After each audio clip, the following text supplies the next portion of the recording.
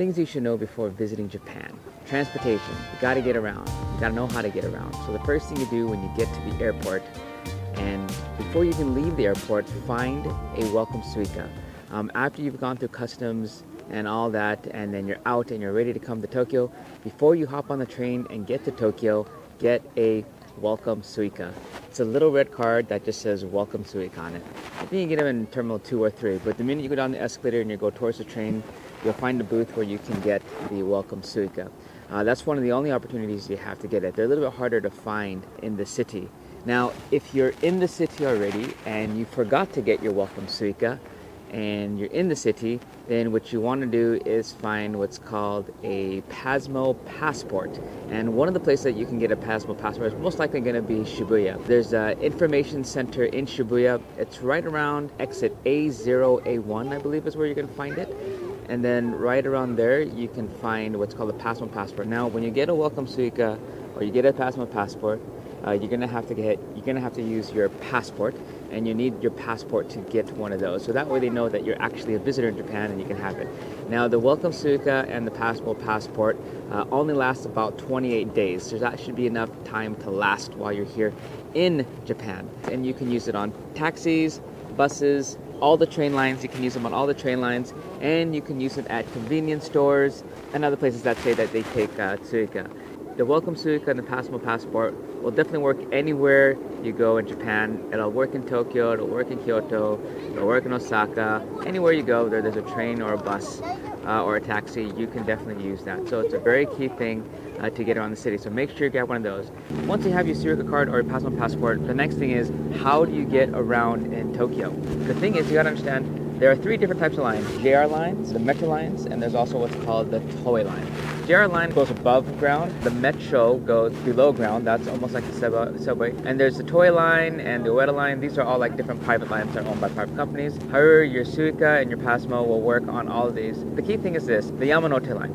There are 23 main wards in Tokyo, and to hit all the major stations, you're gonna go to Shibuya, you're gonna go to Shinjuku, you'll most likely end up in Harajuku or Tokyo Station or Shinagawa if you're staying down that area. The one line that hits all these major places is going to be the Yamanote line. The Yamanote line, I would say, is like it's an anchor line, and the Yamanote line will get you through the 23 wards. Probably one of the most essential lines to remember. So before you come to Japan, I would say check out the Yamanote line and see where it stops. But just remember that there's the JR line, the Metro, and the Toei lines, and the private lines. And then the main thing is this, your anchor line is the Yamanote line. The green line, that goes around a loop. So if you miss a stop or you fall asleep, you'll always end up where you started. Now, the other thing that you need to know is when you're getting off at any of these stations, know your exit. Know your exit. When you get to the station, get off the train. Before you get off the platform, find your exit first. Because if you just randomly go downstairs or go upstairs, you're going to end up in a whole nother world, especially if you're not familiar with the city yet. So just remember that. Know your exit, look for your exit, and then at that time, exit off the platform.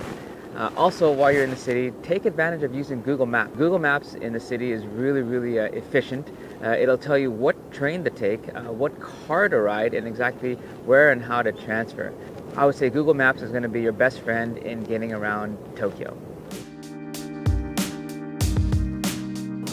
One more key thing to know, probably one of the most confusing stations is going to be Tokyo Station, Shinjuku Station, and probably Shibuya Station, because they're doing a lot of remodeling in Shibuya, and they're always constantly changing the exits all the time. So just be aware of that. And if you plan on visiting Japan in the future and don't feel comfortable going about it alone, take me with you. I'd be more than happy to show you the city. You can check out my links below for farsightjapan.com, and you can sign up on Biter. I can take you out on a private tour of the city. I can give you a good introduction, and of course give you more in-depth deep dive on how to get around Japan. So don't forget to comment below, let me know what you're looking for, and I'll see you on the next round.